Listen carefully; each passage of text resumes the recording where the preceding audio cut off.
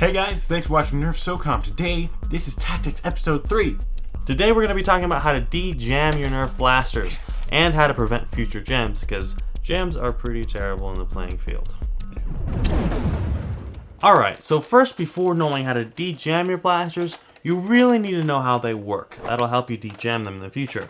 There are three different types of blasters. You got plunger blasters, you got air system blasters, and you have flywheel blasters. Now you also have the new belt-fed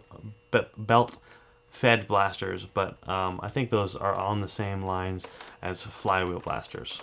So first we'll start with plunger system blasters. Plunger system blasters, how they work: when you pull the primer handle back, the sled will move back. As the sled moves back, the dart is then allowed to fill the chamber. As you push the priming forwards, it moves the sled forwards, pushing the dart into its place. Then the darts can get jammed by misalignment with the sled, so that's your issue there. Air system blasters, or front-loading blasters, all jam in the same way.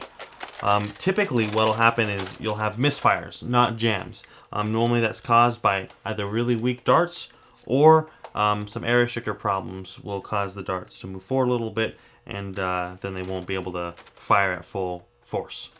So for flywheel blasters, spinning wheels on either side of the blaster will project a dart directly from the magazine after being pushed by a pushing mech.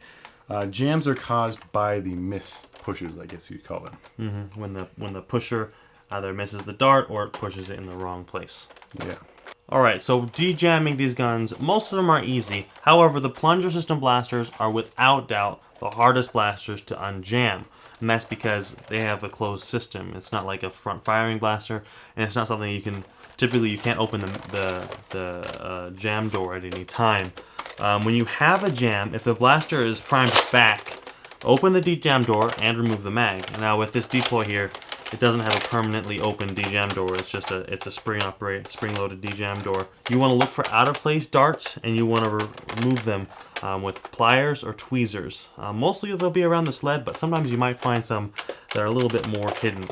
If the blaster is stuck forward, you need to try to push the slide forward as far as possible, and hopefully you'll be able to fire the blaster. If you're able to fire the blaster, you're in luck. You want to look for, after that you can pull the slide back again, pull out your mag, open up your de-jam door again, and look for rounds that shouldn't be there. However, if the blaster is stuck forward and does not fire, then you're in a full lockout, and that's a bit more of a challenge.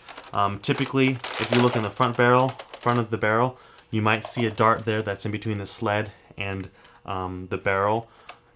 Something that just didn't get all the way. You might be able to pull it out with pliers. If not, that might be a point where you need to take apart your gun. And a good way to do that, if you're afraid to reassemble, look for mod videos on the gun you're de-jamming, because typically they'll show you how to reassemble the blaster and where everything goes, and that'll help you in the long run be able to reassemble it as quickly as possible.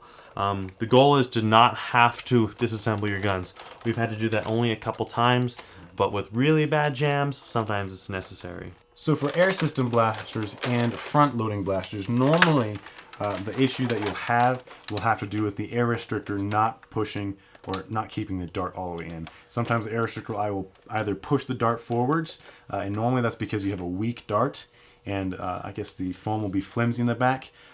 Sometimes what you can do is use a pinky technique, of which you kind of insert your pinky in the back and it widens it, which is not very good for your darts. It's definitely not very good for them. You might damage them. But really, you just want good darts, nice new darts for them to actually fit in there and work. Sometimes you'll have another issue where, like this gun here, where the dart will be pushed forward. Same thing with an air restrictor, and it will just, get stuck right there. You just have to kind of pull it out, push the dart back in, make sure it stays in. If it doesn't, you either replace your darts or, just not use it. So now for flywheel blasters. Normally these are a bit easier to de-jam. Normally the issue though, if you do get a jam, you want to first do is remove your mag, check your de-jam door here if you have one, and try and pull out a dart. Normally the only issue is that the dart will just be a bad dart, and the flywheel will either push it out of the way, or the pushing pin will push it above or somewhere else where it should not be. Sometimes though, if your batteries are low and your darts get pushed into the flywheels, the dart will just stop the flywheels and the gun will just jam there. So you want to make sure you have good batteries and good darts in a gun like this.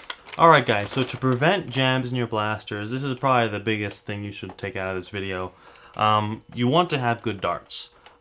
We like to think that Nerf is great because you can just use the darts forever, but sometimes you just need to buy new darts. It's definitely worth the investment just to go to the store, buy a pack of darts. They're cheap, and it's gonna make your guns and your games much better.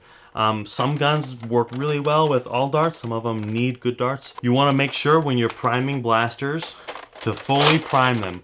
You want to go all the way back and all the way forward. If you find that you're half priming it sometimes, you gotta slow it down. A lot of the time people cock too fast. Try to keep it smooth and slow. And a lot of people really like slam fire, but slam fire I feel like is one of the biggest ways that I've gotten jams in a lot of my blasters. So I try to avoid slam fire. Plus, you don't really get that accurate with slam fire anyway, so I prefer just to do single action. As you learn to fire your blaster and pump it clearly and slowly and cleanly, you'll be able to fire faster and faster, but it's good to start with habits of full priming when you can. One note, if you do get a jam, don't try to keep firing your blaster. Even if you're in a game and you get a jam, go ask for teammates' help because you don't want to keep firing your blaster. If you prime it back again, you could make the situation twice as bad. You could even lock up your blaster, so you want to avoid that as much as possible. So for our proverb of the day, as iron sharpens iron, so one person sharpens the other. That's Proverbs 27:17. The meaning of this proverb is help each other out. You know, if you're in a situation where your friend has a really bad jam, offer him your ammo. Offer him your gun if you have a spare. You know, just help each other out, and you'll build a really strong team. Thanks for watching this episode of Nerf Socom Tactics, episode 3. Episode 4, we're gonna have really exciting stuff too. So keep checking back. We should have that for you next month. We'll see you guys there.